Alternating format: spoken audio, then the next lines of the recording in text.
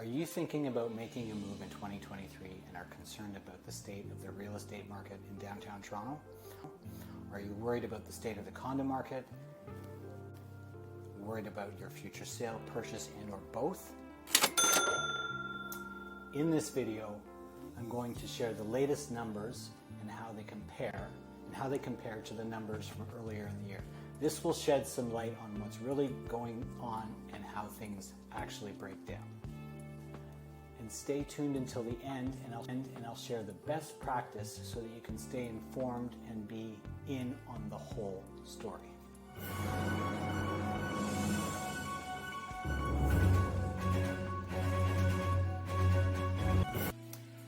As a whole, the market has definitely shifted. With the highest interest rates that we've seen in more than a decade, and consumers concerned about high inflation, high numbers, the doom and gloom narrative that's running in the media, it's no wonder why people are so unsure. But the truth is actually very different.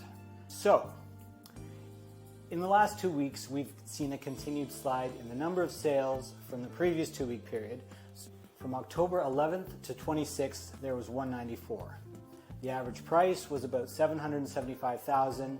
One bedrooms were around $653,000, and 2 beds plus were just under $1 million. So if you compare that to the last 2 weeks, October 27th to today, November 10th, 135 sales, average price of $765,000. So really just a change of just over 1%. With 1 bedrooms and 1 plus dens, the average was about $654,000. So more or less the same as the previous period. The number of sales was at 70, where previously it was 88. So this trend of sales, the numbers trending downward, continues. Now also take into consideration that it is that time of the year when the number of new listings starts to drop off as we get into November and getting into December and heading towards the holidays. So this is actually there's a lot of normal things happening. The 2 bedrooms plus average was $978,000, and the last time period was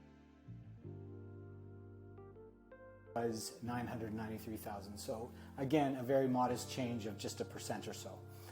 The real interesting thing was the change from when they first started changing rates back in the first week of April until now. So for that first 2-week period, so the first 2 weeks of April, there were well over 300 sales at an average price of $902,000. And for the last 2 weeks, that average was $765,000. So that's a change of around 20%. Now that would scare people, just to think about it, like arg, right?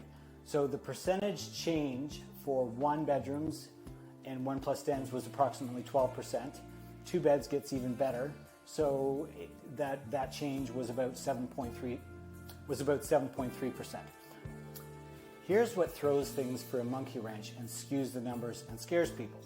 The luxury / mega unit category, it had a 26% change in the average price from the first 2 weeks of April until the most recent 2 weeks. In both periods, it was a combined number of sales of 21, 13 in April and 8 in the past 2 weeks. So now I want to present an interesting scenario. So again, this is just food for thought. Let's say you make a purchase of $800,000 with 20% down at a rate of 5.49% with a 30-year amortization. Your mortgage payment is going to be $3629.84, and on a 25-year, it would be $3926.34. This would be for a 5-year fixed term. So on the 30-year amortization, you'd pay approximately $218,000 over that time, and on the 25-year, you would pay approximately $235,500. Now, here's something to chew on. So let's say if you bought something now, you did a 2-year term. Now, here's something for you to chew on.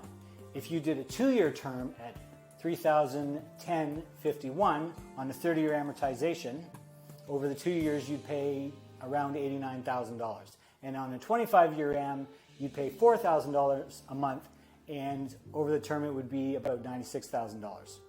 So then when it comes time to renew, and I'm making an assumption that the inflation numbers will be well under control and interest rates will come back down.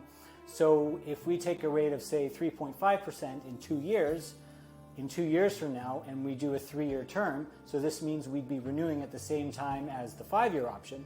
So the 3-year term with a 25-year amortization and a 3.5% interest rate would give you a payment of about $3,200.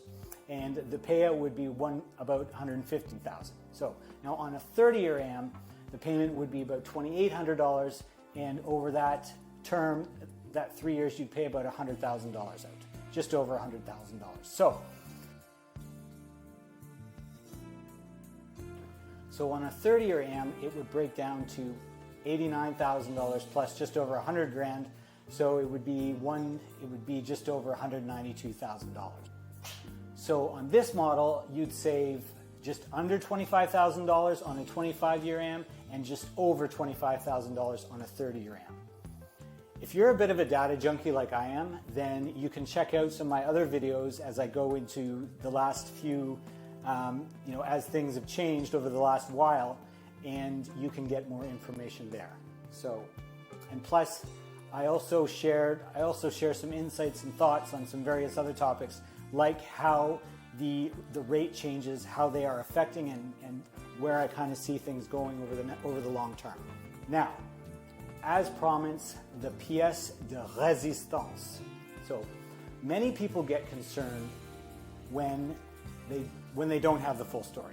So consider this. In the last couple of months, many would-be buyers and sellers have put the brakes on because they're focused, they're solely focused on rates, which is fair enough because, I mean, it's been very drastic and it's a lot for people to stomach. So here's the thing.